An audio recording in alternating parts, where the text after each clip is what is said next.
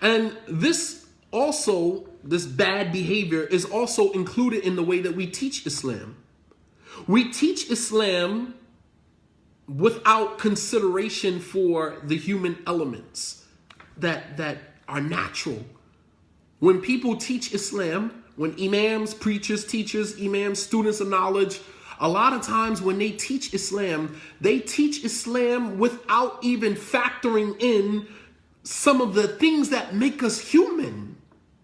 They don't even consider that. It's like anybody who differs with this, they're straight, they're kafir. Meanwhile, you sitting there digesting all of this like, oh, well, if he differs in this and he doesn't do this, he's this, he's that. It's like, you're not even factoring in that we're human beings. Like, we're not robots.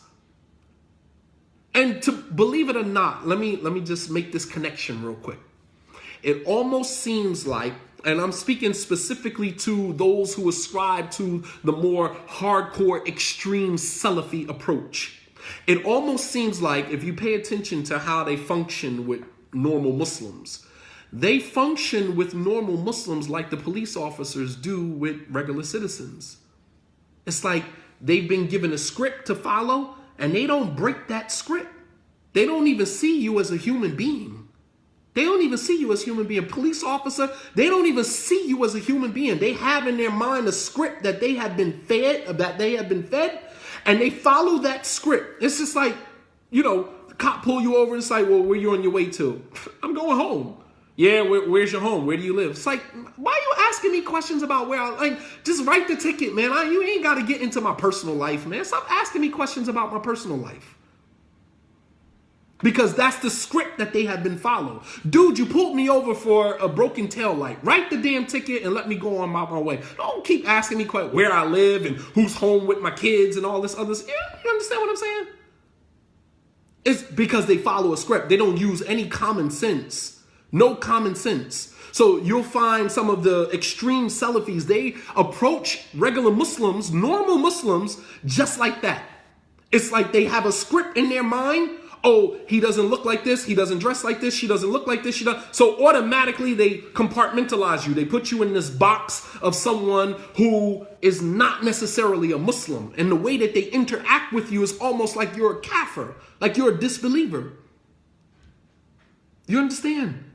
It's exactly like that.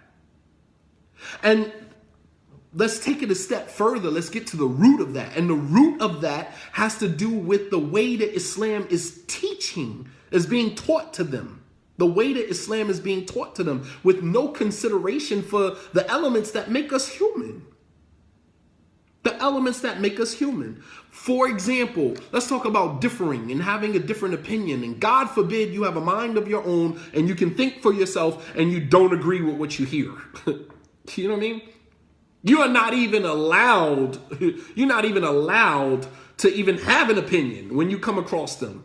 It's like, no, you're going to accept my opinion or I'm going to look at you and treat you as if you're not even a Muslim.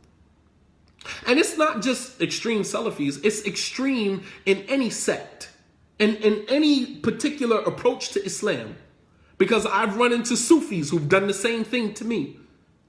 You don't agree, they, test you. What do you think about this sheikh or this scholar or whatever the case may be? And then they clocked you. They've already categorized you and they deal with you based upon what the script tells them how they should deal with people who they categorize as such. So when we talk about differing viewpoints, right? Allah subhanahu wa ta'ala says in the Quran, وَلَوْ شَاءَ رَبُّكَ لَجَعْلَ النَّاسِ أُمَّةً وَاحِدًا. That if Allah had so willed, He could have made all of mankind one. That means that Allah subhanahu wa ta'ala did not want me to be you and you to be me. If two people are the same, one of you is irrelevant. Allah didn't want you to be me and me to think and see the world exactly the way you think and see the world. Allah says, وَلَوْ شَاءَ رَبُّكَ لَجَعَلَ النَّاسِ أُمَّةً وَاحِدًا. If Allah had willed, He could have made mankind one nation. That's it. No differing of opinion, no nothing. We would have just been all one people seeing the world the exact same way. Right? He said, وَلَا يَزَالُونَ مُخْتَلِفِينَ إِلَّا مَا رَحِمَ رَبُّكَ. And mankind will never cease to be differing with one another except those whom Allah have mercy. There's a small fraction, small group of Allah subhanahu wa ta'ala's creation that see eye to eye. But the vast majority don't see eye to eye. They have different viewpoints, different views of the world, different approaches to the world, different approaches to religion. You understand? Allah said if he wanted to, he could have made us all one. Thinking the same, walking the same, viewing the world the same, but he didn't. And he said that mankind will never cease to differ with one another except a small group whom Allah subhanahu wa ta'ala has mercy upon. However, in the Muslim community, you are not allowed to be an individual. You gotta align yourself with somebody else's thinking in order to be accepted. In order to be accepted by this group or that group or this group or that group, you gotta align yourself with somebody's thinking. You're not allowed to think for yourself. You're not allowed to say to someone, just to be normal and just say, I don't agree with you. I don't agree with that. Imam Shafi'i, rahimahullah ta'ala, there's examples where, scholars of the past differed with each other and they never resorted to the type of things that we resort to when we differ with you. Today in the Islamic community, when you differ with somebody, it's almost like you're asking for a fight. It's almost like it gets physical. It could get hostile between you and the person simply because you don't necessarily agree with them. We see it all the time on social media, and some people use the opportunity to, that I don't agree with you, to be disrespectful to you, because disagreement automatically equates or equals disrespect.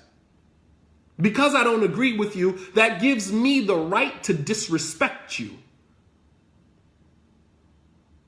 You understand? It's the same thing that happened in marriages. Not every disagreement has to turn into an argument.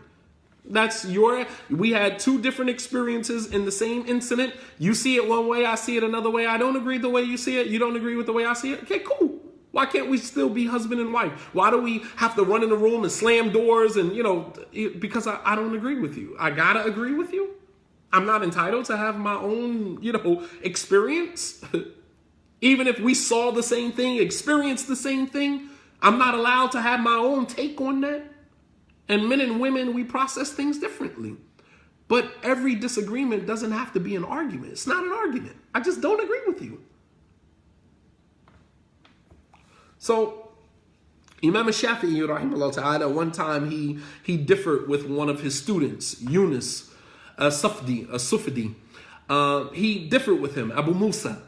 And after they differed on an issue, Imam Shafi'i came to him and he said, Ya Aba Musa, and he grabbed him by his hand and he said, Ala yastaqimu an nakuna ikhwanan wa in lam nattafiq fi mas'ala. He said, isn't it more suitable, isn't it more appropriate that we remain brothers even though we disagree in a mas'ala, in an issue?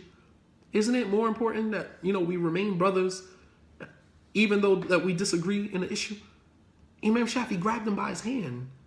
In today's time, you can't even do that to a Muslim. You can't even say, brother, I disagree with you on that, without him taking offense to it, without him feeling like his whole world just comes shattering down because you differed with him or disagreed, and we'll use, he was disrespectful. He wasn't disrespectful to you, man. He told you simply he don't agree with you. But because we have this idea that my opinion, my approach is just emphatically right, that you don't have a right to disagree with me. I'm coming with the sunnah. You're coming with one aspect of the sunnah, brother. You're not coming with all of the sunnah. I'm glad you think so highly of yourself. Kudos. But you're not coming with all of the sunnah. Perhaps leave a little room for error. Just please, a little bit of room.